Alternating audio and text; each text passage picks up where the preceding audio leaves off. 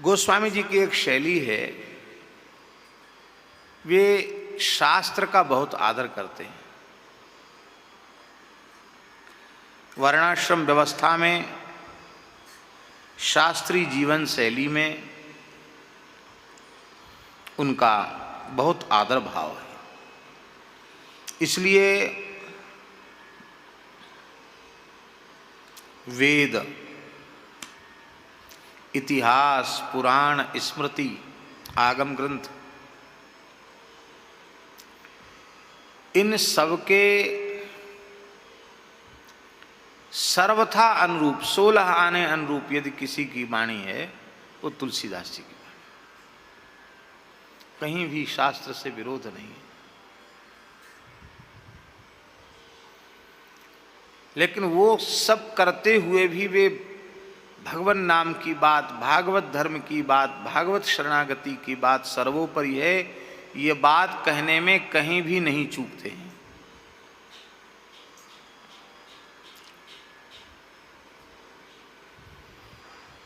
जैसे वो कहते कर्म उपासन ज्ञान वेदमत, कर्म उपासन ज्ञान वेदमत सो सब भांति खरो। पर मैं क्या करूं, मोहि तो सावन के अंधे जो सूझत रंग हरो। कर्म मार्ग, उपासना मार्ग, सब ज्ञान मार्ग, सब वेद का मार्ग है। बहुत अच्छा है, जो चल सकता हो चले। पर क्या करे, मेरी दशा तो सावन के अंधे जैसी है। सावन में कोई अंधा जाए तो उसको हरा भरा ही दिखता है। हमको तो भगवान के नाम के अलावा कोई साधन समझ में ही नहीं आता।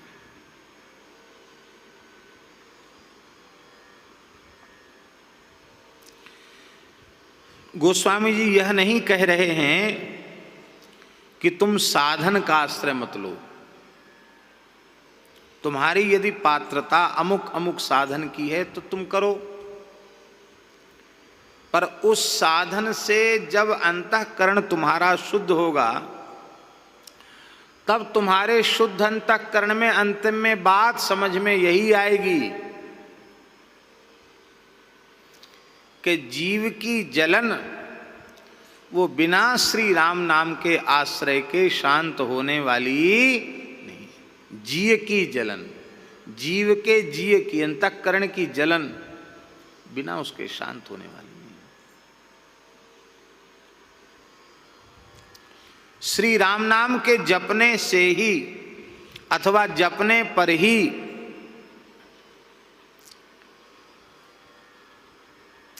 ये जलन शांत होगी।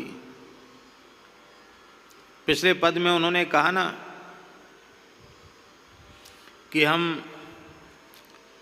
दीन बंधु द्वारे हठ ठनियत है? हमने द्वार पर हठ ठान लिया है कि आपके द्वार को छोड़कर कहीं नहीं जाऊंगा। पिछले पद में है ना, 183 में पद में है, हे दीनबंधु हमने अपने द्वार पर पड़े रहने का हठ कर लिया है, प्रतिज्ञा कर ली है। आप चाहे जो जैसा करो, हम आपके द्वार को छोड़कर कहीं जाएंगे नहीं। अब यहां वह यह कह रहे हैं कि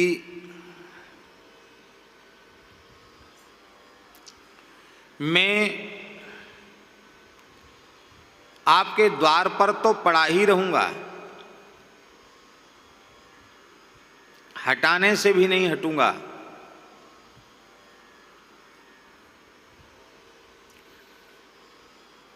और आपको कृपा करनी ही पड़ेगी।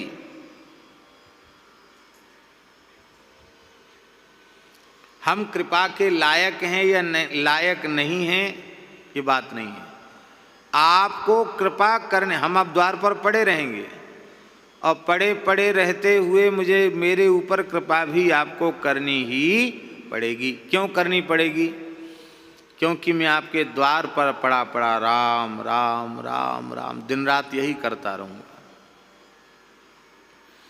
जैसे भोले बाबा करते ना, तुम पुनि राम राम दिन राती सादर जपहु अनंग अराती। जैसे आदर पूर्वक भगवान शिव दिनों रात राम राम राम राम जपते हैं, ऐसे ही मैं भी अहरनिश राम नाम जपता रहूंगा। पड़ा रहूंगा आपके द्वार पर। मैं लायक हूं कि नहीं लायक हूं, इसकी भी कोई अपेक्षा में नहीं रखूंगा।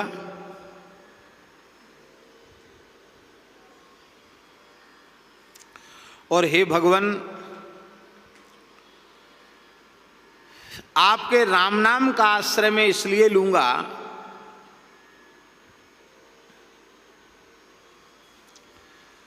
क्योंकि गुरु गोविंद और शास्त्र, इनके अनुग्रह से मेरी यह समझ में अच्छी प्रकार से आ गया है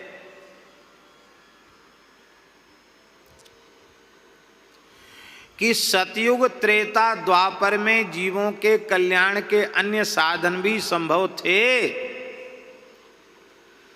पर इस कठिन कलिकाल की भयंकरता के कारण जीव के कल्याण का निर्दुष्ट, सरल, श्रेष्ठतम, सहजतम साधन यदि कोई बचा है तो वह केवल और केवल श्री राम नाम। इसलिए मैं हठ करके आपके द्वार पर पड़ा रहूंगा और अहरनिश राम नाम का जप करता रहूंगा। क्यों? क्योंकि राम नाम के जपे पे जाए जिय की जरन, तभी जलन शांत होगी। आपके पवित्र नाम को छोड़कर हमारा दूसरा कोई अवलंब नहीं होगा, आश्रय नहीं होगा। क्योंकि कलिकाल अपर उपायते अपाय भय, कलिकाल के जितने उपाय हैं, उपाय माने साधन, जीवों के कल्याण के कलिकाल में जितने साधन हैं ना, वे उपाय से अपाय हो गए। माने अब उपाय मत कहो, उ को आ बना दो, उपाय को अपाय कर दो। अपाय माने क्या होता है? उपाय माने तो साधन हो गया, और अपाय माने, अपाय शब्द का अर्थ होता है अपायो विश्लेषः।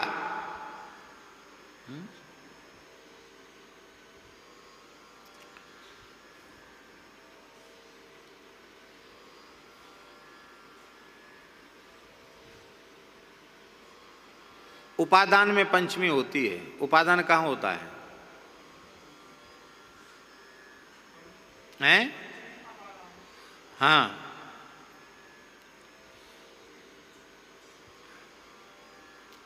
अपायो विश्लेषः, विश्लेष को ही अपाय कहते हैं।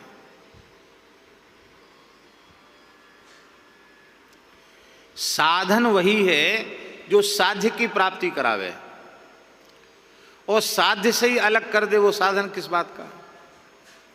यही है उपाय का अपाय हो जाना।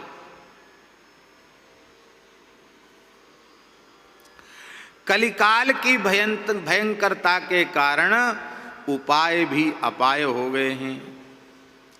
इसलिए जीव का धर्म है, कर्तव्य है कि वह अत्यंत श्रद्धा पूर्वक, महाविश्वास पूर्वक श्री राम नाम में अपनी बुद्धि को लगा दे, श्री राम नाम में ही अपनी रति को लगा दे, प्रेम को लगा दे, और राम नाम के अलावा मेरी कोई गति नहीं है, ऐसा भीतर से पक्का निश्चय कर ले।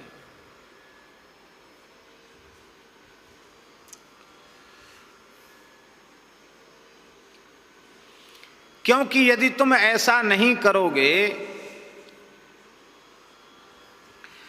तो त्रिविध तापों से तपते रहोगे, जलाए जाते रहोगे, तुम्हारी जलन कभी मिटने वाली, सदा तुम जलते रहोगे।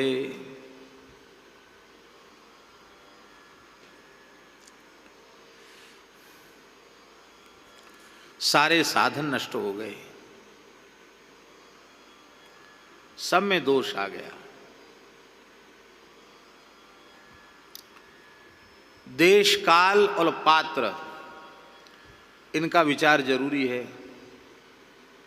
युग धर्म के दुष्प्रभाव से देश काल पात्र तीनों दूषित हो गए। ऐसी स्थिति में जीव क्या करे?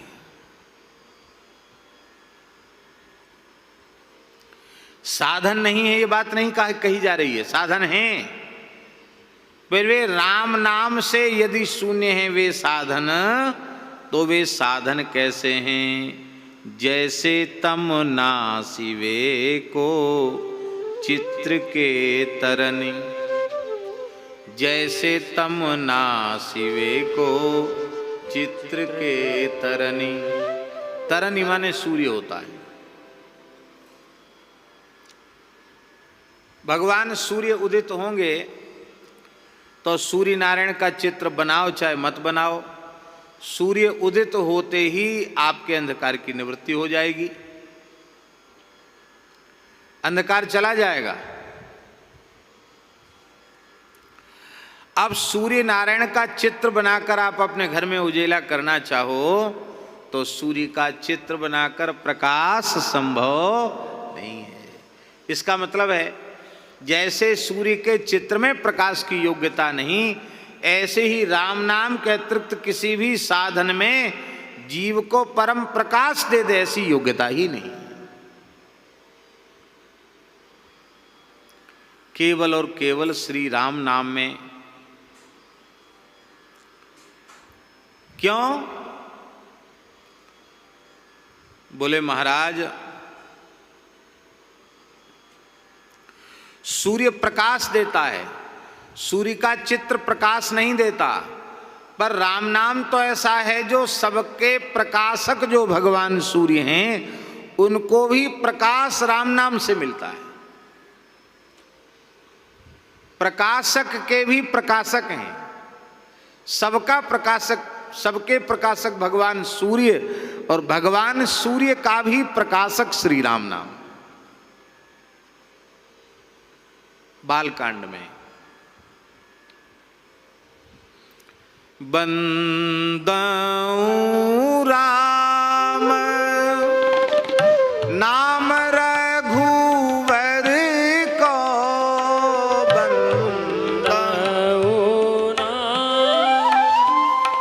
राम रघुवर को, हेतु कृषानु भानुहीम कर को, हेतु कृषानु भानुहीम कर को, विधि हरिहर मय वेद प्राण सो,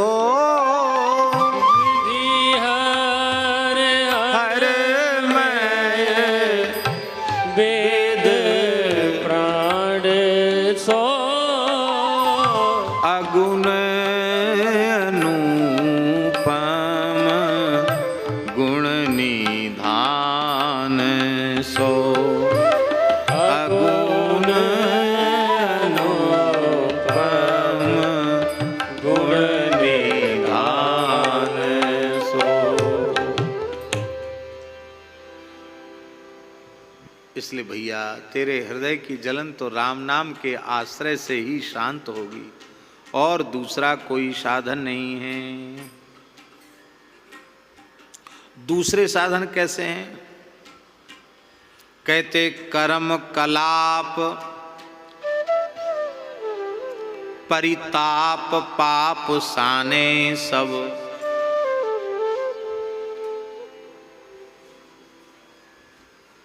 कर्म के जो कलाप हैं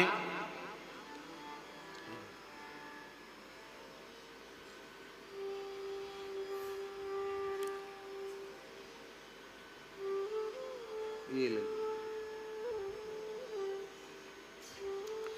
कर्म के जो कलाप हैं, कलाप माने क्या होता है?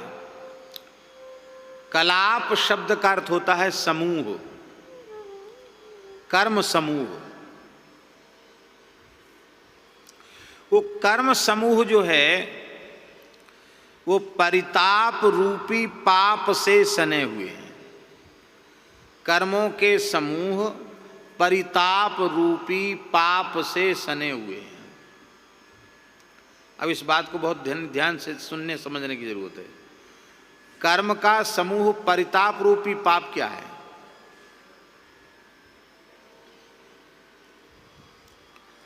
देखो, वेदांत दर्शन के अनुसार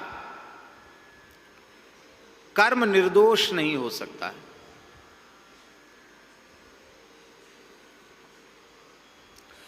कर्म मात्र सदोष है।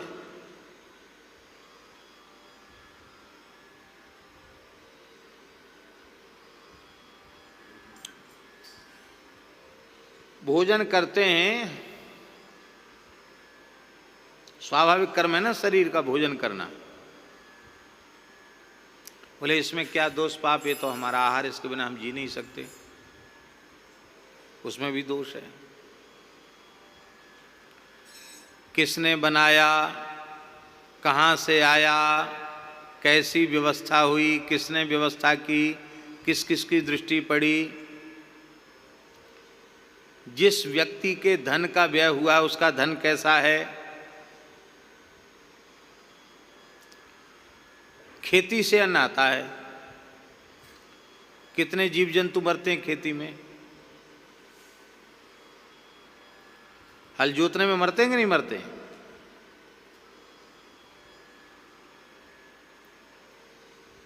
पहले कम हिंसा होती थी खेती में। अब जब से पाश्चात्य कृषि विज्ञान आया है, जब से पाश्चात्य कृषि विज्ञान आया है, तब से कृषि कर्म तो घोर हिंसाजनक कर्म हो गया, हिंसामय कर्म हो गया।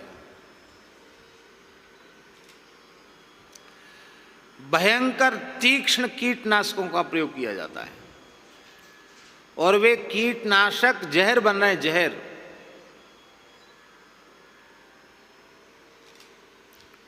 अपनी गौशाला में भी पंजाब से भूसा आता है। सबसे मजबूत आदमी पंजाब का होता है। यहां लोग ट्रक में उतना भूसा नहीं लाद सकते, उतना वो ट्रॉली में लाद के लाते हैं। इतनी लंबी दूर से लाद के लाते हैं। लेकिन सबसे अधिक कैंसर के मरीज पंजाब में हैं। कैंसर ट्रेन चलती है, ट्रेन कैंसर ट्रेन।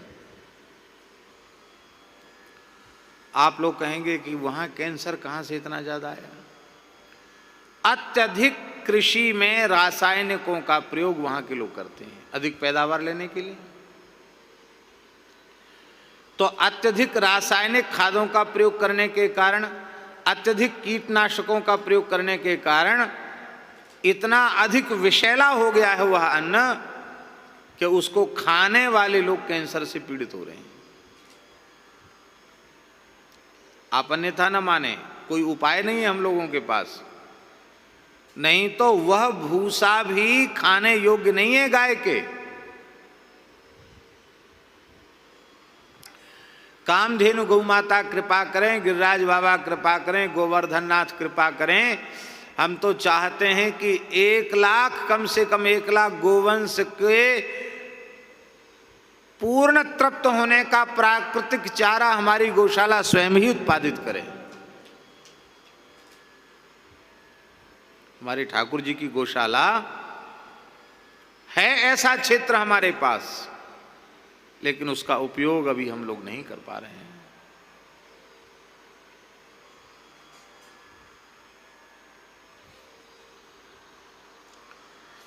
अभी होगा तो हम बताएंगे। अभी हम भोपाल गए थे। गुना शहर में एक भार्गव जी रहते हैं, ब्राह्मण देवता हैं। उनके पिताजी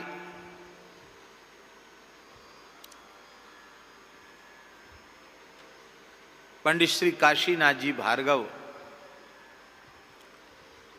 एक प्रकार से ऋषि थे। इस वर्तमान युग का उन्हें ऋषि कह दिया जाए तो कोई अतिशयोक्ति नहीं होगी। आरंभिक जीवन में बहुत ही निर्धन थे।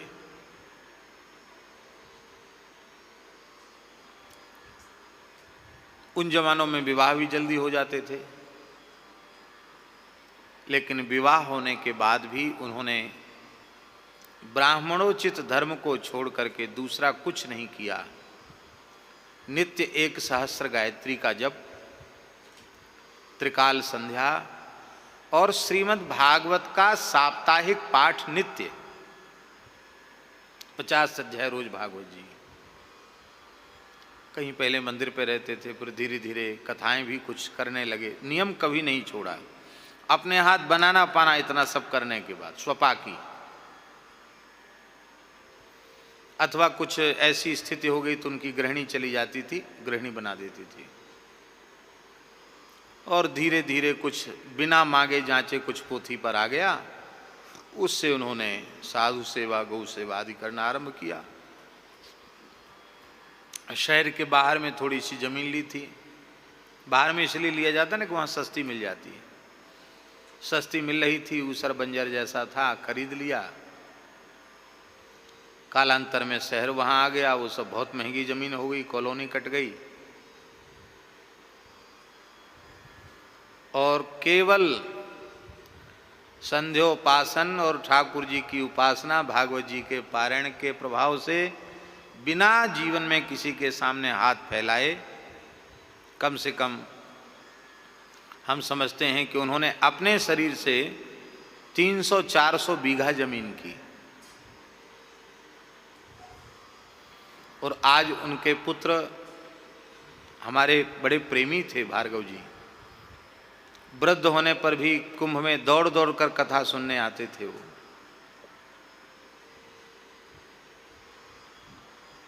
अद्भुत थे।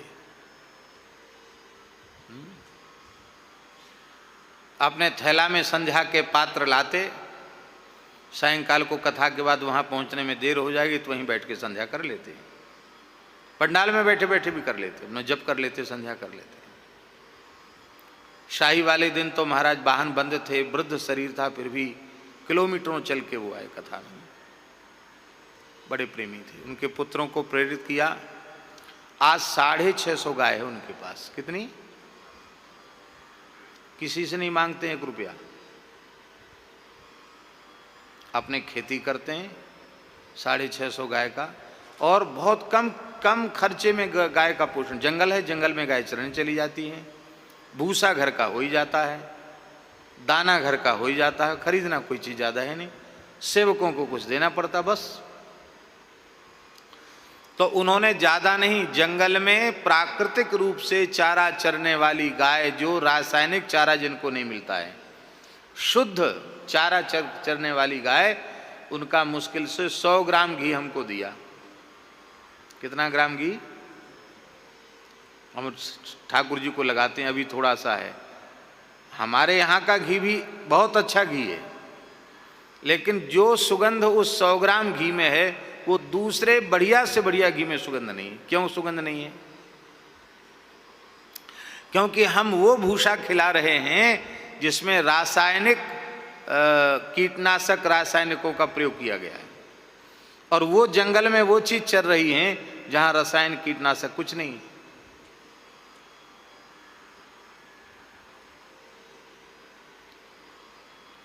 अन्न का स्वाद चला गया। हम आपको क्या कहें, ये बैठे हैं तो व्यापारी व्यक्ति हैं। हमने बचपन में साग भाजी में जो स्वाद का अनुभव किया है, आज वो हाइब्रिड वाली बहुत अच्छी से अच्छी देखने में साग सब्जी लगती है, उस साग सब्जी में स्वाद नहीं है।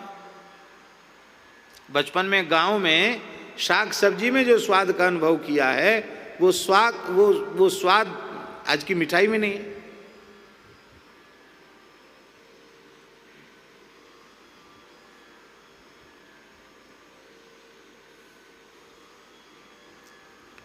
तो हम ये बात कह रहे थे, कर्म सदोष है। खेती करो तो दोष, व्यापार करो तो दोष। कोई ऐसा काम बताओ जो निर्दोष हो, बोलो।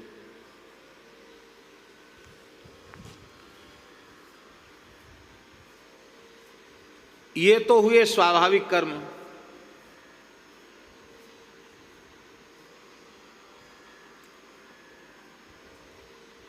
गो सेवा बहुत उत्तम कर्म है, सर्वोत्तम है। उत्तम नहीं, सर्वोत्तम कर्म है।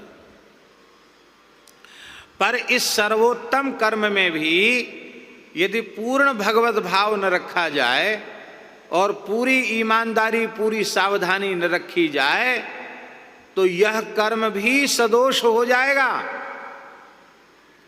गो सेवा में भी बहुत से अपराध बनेंगे।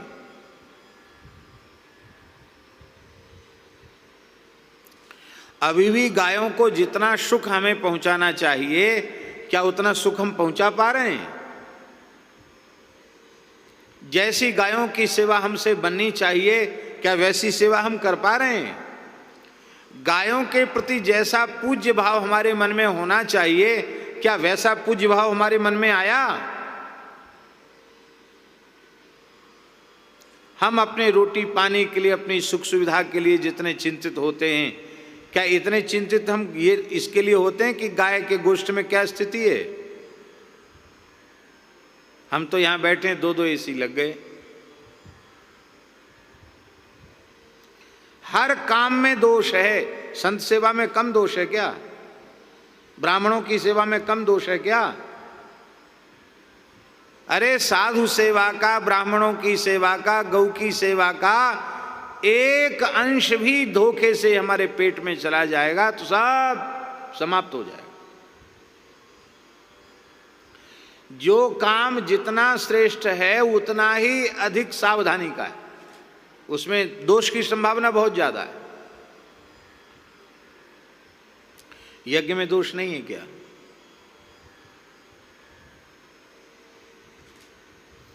सबसे पहले तो यज्ञ के लिए स्थल चाहिए। जिस भारत की पवित्र धरती पर गाय का रक्त गिर रहा है, क्या वह धरती यज्ञ के योग्य है? जो भारतवर्ष की धरती गाय के गोबर गोमूत्र से पवित्र हुआ करती थी, सुवासित हुआ करती थी, स्वाभाविक रूप से असंख्य गोवंश जहां विचरता था और स्वाभाविक रूप से वो गोमर गोमूत्र का त्याग करती थी, उससे जो भारत की धरती पवित्र थी, उनकी चरणरत से जो भारत की धरती पवित्र थी, वह भारत की धरती गाय के रक्त से दूषित हो रही है।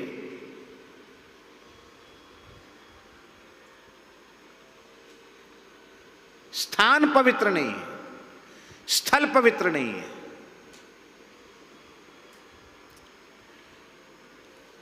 फिर जिन धनी मानियों के धन से उस यज्ञ का संपादन होगा, क्या वह धन पवित्र है?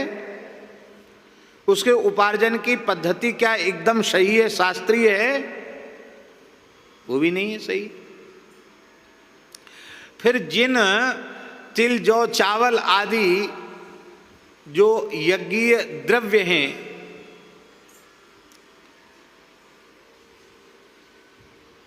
पूजा पाठ हवन आदि की सामग्री, वो क्या शुद्ध है? वो भी दोषयुक्त है।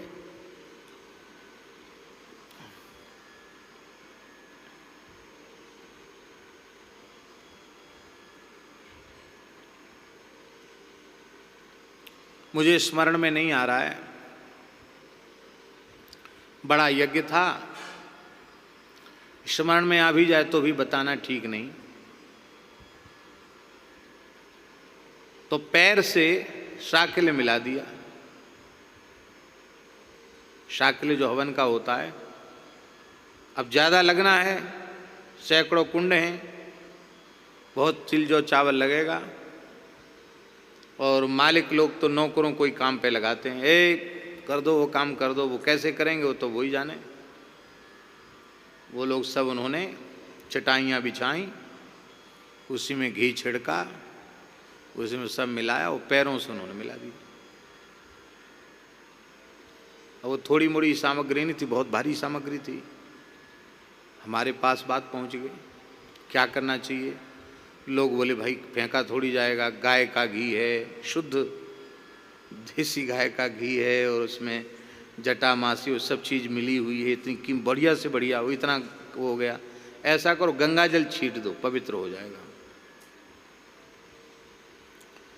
किसी का भी मन नहीं था कि उस साकिल्य को अब यज्ञ कुंड में नहीं डालना चाहिए।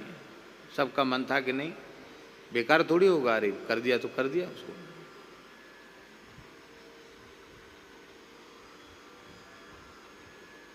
हमारे सामने बात आई, हमने कहा हम तो अपनी वाणी से ये बिल्कुल नहीं कर सकते कि इसको इसकी आहुति दो।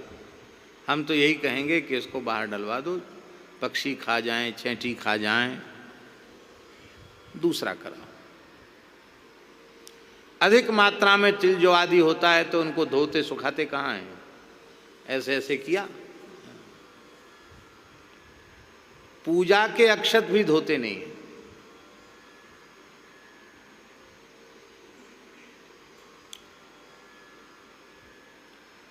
भोजन की थाली तो फिर भी लोग साफ रखते, पूजन की थाली बिल्कुल साफ नहीं रखते। पूजन की थाली तो 7 दिन 8 दिन तक वही दीवला, वही सब कागज के प्लास्टिक के गिलास। कहते महाराज हमारा पूजा पाठ सफल नहीं। तो भले आदमी पूजा पाठ सफल कहाँ से होगा, इतनी गंदगी से मनुष्य को दोगे, मनुष्य राजी नहीं होगा, देवता कहाँ से राजी होंगे। वही पूजन की थाली लगी भैया भागवतों में, देखना आप ध्यान से, उसी में सबकी पूजा हो गई, उसी में जजमान को तिलक हो गया, उसी में पंडित जी को तिलक हो गया, ब्राह्मणों को तिलक हो गया, फिर उसी में राम जन्मोत्सव कृष्ण जन्मोत्सव आ गया, तो थाली दूसरी नहीं लगाएगी, उसी थाली से पूजन कर दे। अरे भले आदमी विवेक तो रखो, एक बार मनुष्य को लगा दिया गया, वो देवता के योग्य रहा, अथवा नवग्रहादि को जो चढ़ गई वस्तु वो भागवत जी के योग्य रही।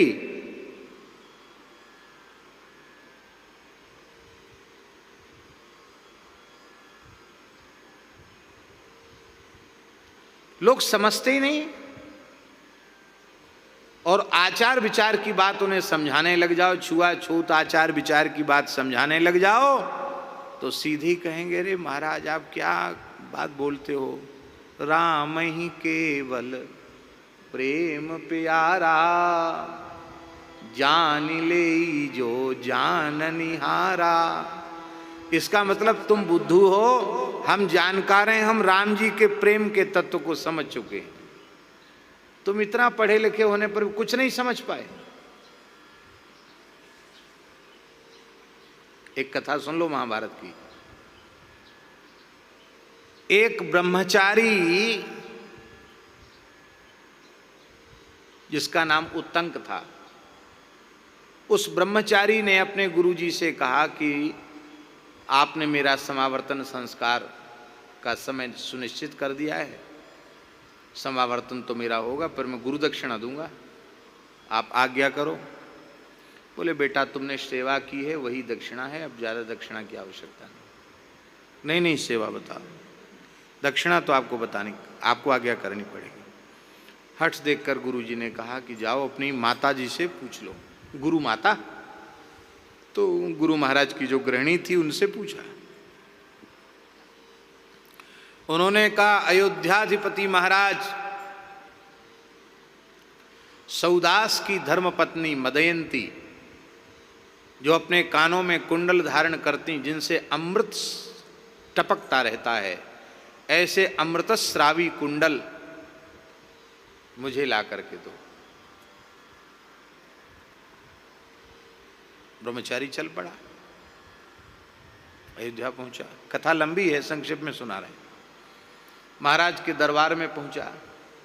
महाराज ने बटुक ब्रह्मचारी का आदर किया, स्वागत किया। बोले आप स्नातक लगते हैं, आपका अध्ययन पूर्ण हो चुका है। बोले हम समावर्तन की तैयारी में हैं, गुरुजी को दक्षिणा चुकाना है, आपकी धर्मपत्नी के कुंडल हमको चाहिए। बोले उसके लिए आपको मेरे पास आने की आवश्यकता नहीं। महारानी मदयंती बहुत अधिक ब्राह्मणों की भक्ता है। कभी किसी याचक को उन्होंने आज तक निराश नहीं किया। आप उनके, वो तो कोई भी वस्तु मांगने पर दे देंगे, ब्राह्मणों को मना संभव नहीं। आप चले जाइए, उन्होंने कहा अंतःपुर में, माने अंतःपुर में सब लोग नहीं जाते ना, उन्होंने कहा कि ब्राह्मणों के लिए, ऋषियों के लिए, संतों के लिए अंतःपुर में प्रवेश की रोक, आप जैसे ब्राह्मण किसी भी समय जा सकते, आप जाइए। ब्रह्मचारी गया तो उसको महल में महारानी ही नहीं दिखाई पड़ी। उसने आकर कहा महाराज वहाँ तो महारानी जी है ही नहीं। उन्होंने कहा कि जरूर तुम्हारे शरीर में कोई अपवित्रता होगी, इसलिए तुम्हें महारानी का दर्शन नहीं हुआ। वह इतनी पवित्र आत्मा है कि अशुद्ध अवस्था वाला व्यक्ति उसका दर्शन नहीं कर सकता। अब वो सोचने लगे कि मैं वेद पाठ करने वाला, अग्नि की, गाय की, गुरु की उपासना करने वाला, संध्योपासना करने वाला, गायत्री का जप करने वाला, बहुत पवित्र रहने वाला, मैं भला कौन सा अपवित्र हो गया जिससे महारानी का मुझे दर्शन नहीं हुआ। समझ में तो नहीं आता कि कहीं मेरे आचार विचार में गड़बड़ी हो। ध्यान से सुने। उसको ध्यान में आया कि जब हम रास्ते में आ रहे थे, बहुत जोर की भूख लगी थी, कोई भिक्षा मिली नहीं, तो एक वृक्ष का फल पक कर के नीचे गिरा हुआ था, उसको मैंने खा लिया। जल के अभाव में आचमन नहीं किया। लोग कहते ना आपद धर्म, वो आचमन नहीं किया, बस उतनी ही अशुद्धि थी। लोग कहते दाल भात खा के आचमन करना, फल खा के क्या आचमन करना, तो सूखी रूखी चीज है, अथवा तो ड्राई फ्रूट्स से हैं, उनको तो ऐसे ही चबा लो, हाथ धोने की जरूरत ही क्या है। अरे मुंह में कुछ भी डालोगे तो वो जो मुख जूठा हो गया, आचमन आवश्यक है। ब्रह्मचारी ने तत्काल घुटने तक अपने पैर धोए, हाथ धोए, आचमन प्राणायाम किया। हिष्ठा इत्यादि मंत्रों से, ब्राह्मी ऋचाओं से, कुशा के मोटक से सिर पे जल छिटका, और इसके बाद जैसे हो गया तो मदयंती दिखाई पड़ गई। इस कथा के सुनाने का प्रयोजन ये है कि एक परम पवित्र ऋषि कुमार को, एक त्रिकाल संध्योपासन करने वाले शौचाचार संपन्न वेद पाठी अग्नि के उपासक ब्राह्मण को एक महारानी का दर्शन नहीं हुआ इतनी सी शुद्धि में। और जो शौचाचार को बिल्कुल तिलांजलि दे देते हैं, वो कहें कि हमें देवी देवताओं के दर्शन होने लग जाएं, हमें सिद्धों के दर्शन होने लग जाएं, हमें भगवान के दर्शन होने लग जाएं, संभव नहीं है। भूत प्रेत भले ही दिख जाए, भगवान नहीं दिखेंगे।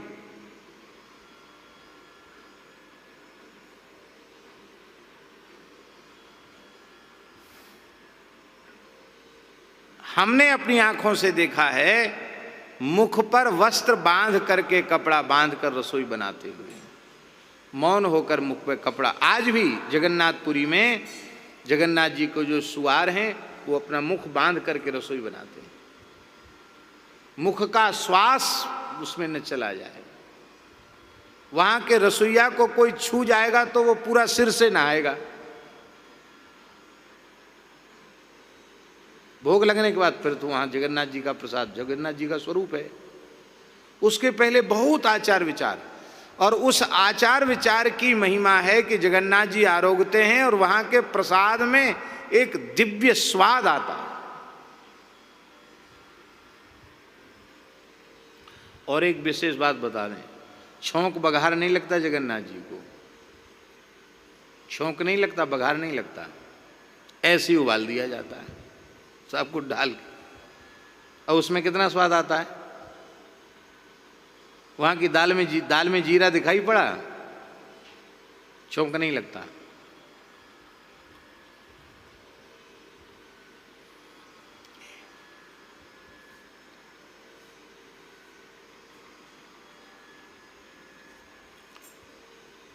सबसे पहले पंचगव्य की अनिवार्यता है। पंचगव्य नहीं मिल रहा है महाराज जी। दीपक के लिए भारतीय वेद लक्षणा गाय का घी नहीं मिल रहा है। वस्तु भी अशुद्ध है। फिर करने वाले और कराने वाले, जो यजमान है उनकी चुटिया ही नहीं है, उनके जनेऊ नहीं है।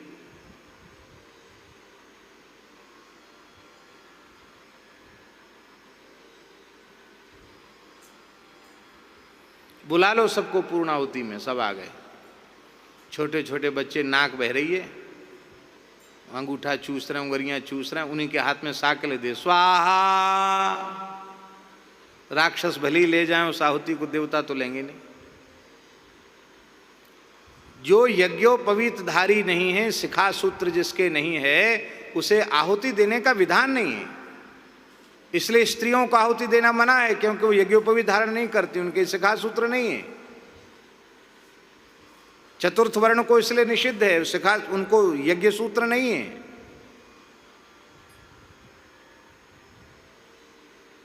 द्विजाति को जो पुण्य, जो फल यज्ञादि करने से मिलेगा, द्विजाति से इतर को सेवा करने से उसी पुण्य की प्राप्ति हो जाएगी।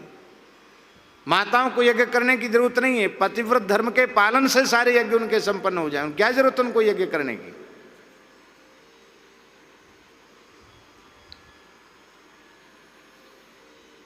करने वालों की ये स्थिति है। पैंट पहने, पजामा पहने, कहां से चले आए, कैसे चले आए, वो सब यज्ञ करने के लिए तैयार हैं। क्या करें महाराज, हम तो बहुत पैसा खर्च किया, हमारा तो अनुष्ठान ही सफल नहीं हुआ। अरे सफल कहाँ से होवे? कराने वालों की ये स्थिति है। करने वाले कहते हैं यजमान, वो पंडित जी बहुत अच्छे, उनको बुलाओ। क्यों? बोले खर्च तो कम करते हैं वो, और मिनटों में काम कर देते हैं। इसका मतलब क्या हुआ कि खर्च तो कम लगा और घंटों का काम मिनटों में हो गया। इसका मतलब कुछ हुआ ही नहीं। इसका सीधा साधा मतलब क्या है? कुछ हुआ ही नहीं।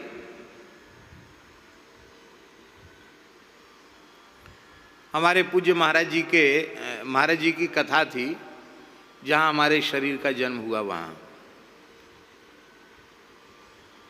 तो शरीर के पितामह ही यजमान थे। अब वो यजमान इस प्रकार से थे कि उन्होंने आखिरी श्रीमद् भागवत की कथा 92 वर्ष की आयु में की।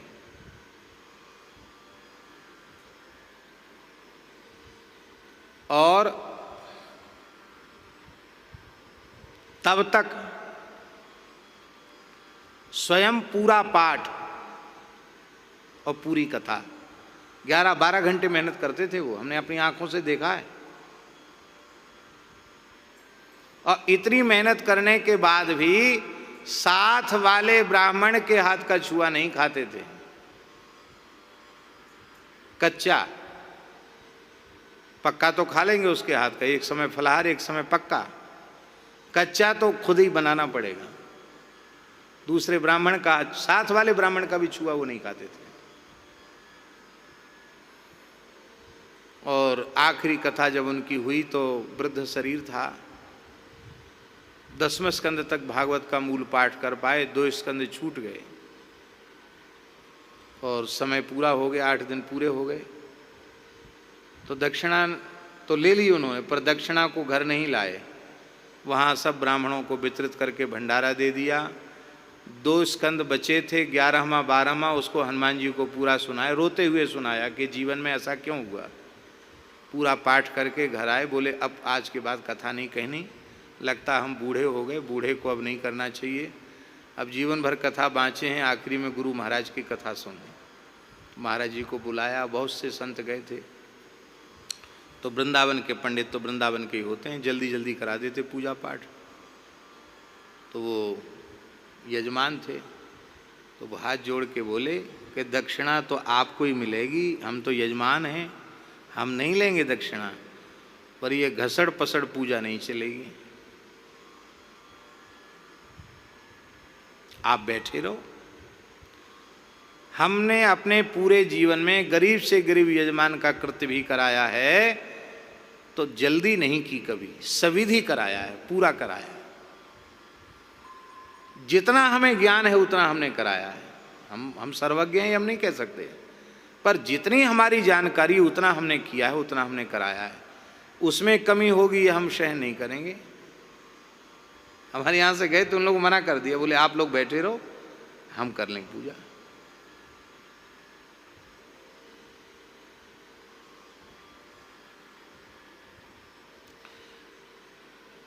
हमें पूजा में अधिक समय न लग जाए और हमारा धन खर्च न हो जाए, ये हमारी वासना भावना बनी हुई है, तो हमारा पूजा पाठ सफल कैसे होगा?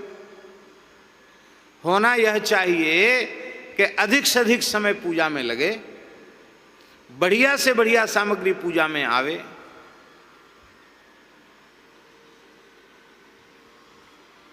अभी एक दिन प्रवचन सुन रहे थे पूज्य स्वामी श्री राम सुखदास जी महाराज का, तो उस प्रवचन में एक बड़ी अच्छी बात आई।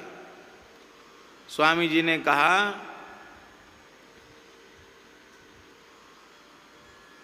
कि बाजार में जाकर सौदा लेने गए तो दुकानदार पूछता है, बढ़िया पूछता है कि सिपाड़ी चाहिए, वो खाने वाली चाहिए कि पूजा वाली चाहिए?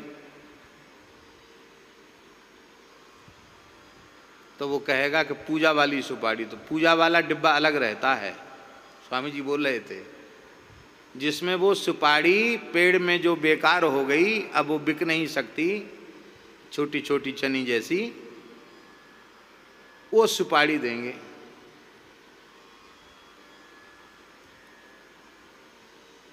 और कहीं कहीं तो ऐसे भी यजमान मिल जाते कि उस सुपारी को भी रख लेते, पंडित जी आप क्या करोगे, दुकान में चल जाएगी, कुछ पैसा दे दो,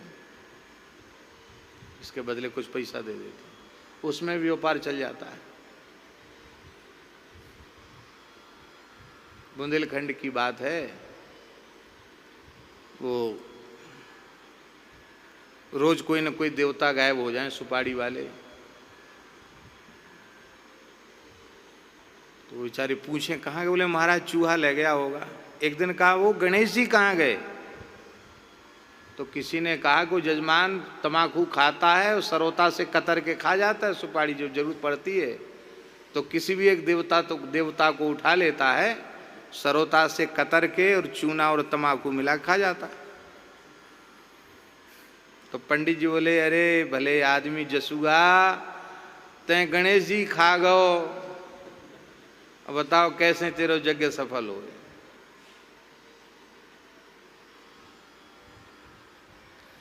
ये हंसाने के लिए हम नहीं बोल रहे हैं, हमने पूजा पाठ को मजाक समझ रखा है।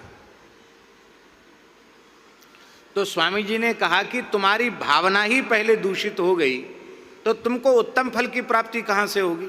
ये तुम्हें ये होना चाहिए कि हम घटिया खाएंगे, हम घटिया पहनेंगे, पर धर्म के लिए भगवान के लिए बढ़िया से बढ़िया देंगे, तो तुमको बढ़िया से बढ़िया मिलेगा।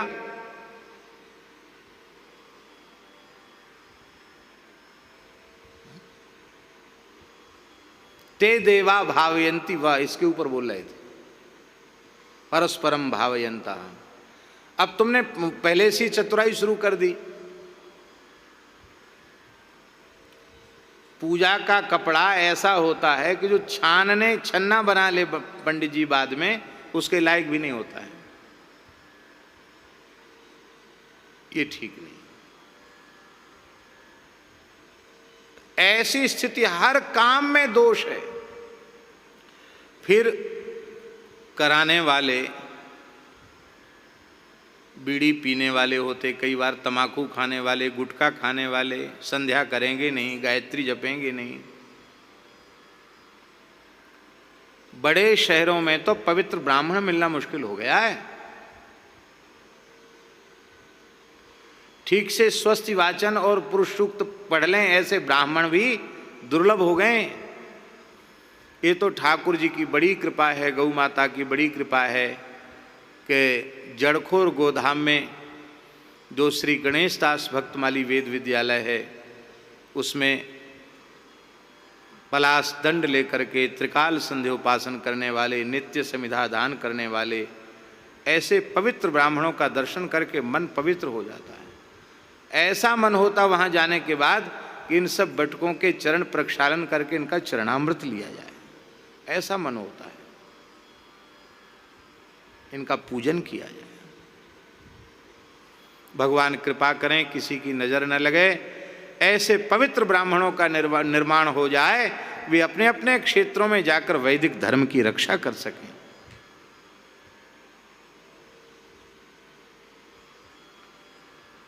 वेद पाठ कितना पवित्र कर्म है, उसमें दोष है। मंत्रो हीन स्वरतो वर्णतो वा मिथ्या प्रयुक्तो नतमर्थमाह सबाग वज्रो यजमानम हिनस्ति यथेन्द्र शत्रु स्वरतोपराधात्। पाणिनि शिक्षा का श्लोक है ये। महर्षि पाणिनि कह रहे हैं मंत्रो हीना, मंत्र दोष युक्त है, चाहे उसमें स्वर का दोष है अथवा वर्ण माने उच्चारण का दोष है, वर्ण का दोष। अब जहां वा कहना चाहिए वहां हम बा बोल देते हैं, जहां बा कहना चाहिए वहां हम वा बोल देते हैं, उच्चारण का दोष हो गया। उच्चारण के दोष से बहुत अर्थ बदल जाता है। इसलिए एक श्लोक प्रसिद्ध है, धर्म संघ वाले गुरुजी सुनाते थे, यद्यपि बहुनाधीशे तथापि पटपुत्र व्याकरणम।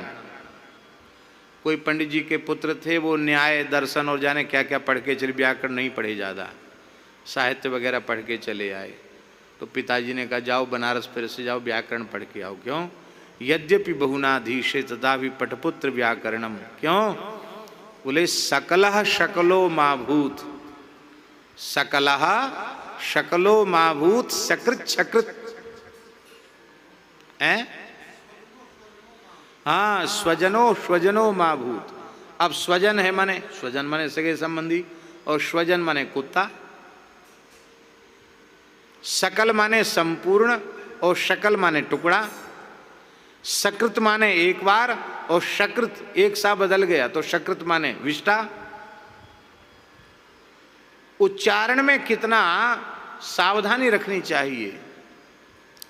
पढ़े लिखे लोगों को तीनों शकारों का ज्ञान ही नहीं है। दंत सकार किसको कहते हैं, तालव्य का उच्चारण क्या है, दंत का उच्चारण क्या है, मूर्धन्य का उच्चारण क्या है, वकार और बकार में कितना अंतर उनको पता ही नहीं।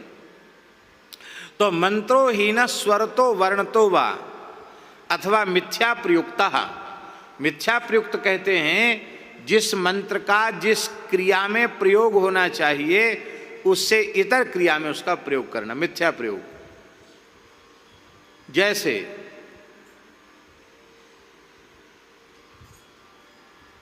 एक पंडित जी थे, हे धनंजय सोमत, एक पंडित जी थे, बड़े विनोदी थे। तो जब शरबत बनाने बैठे तो कहते अघोरेभ्यो थघोरेभ्यो घोर घोर तरेभ्या।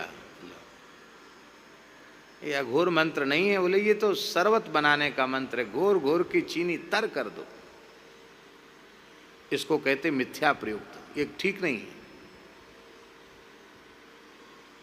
अरे वो ठंडाई बनाने का मंत्र थोड़ी, भांग घोटने का मंत्र थोड़ी है, अघोर मंत्र है, हैं? अघोरान ना परो मंत्रो, वो ठंडाई घोटने का मंत्र है क्या? इसको कहते मिथ्या प्रयुक्त।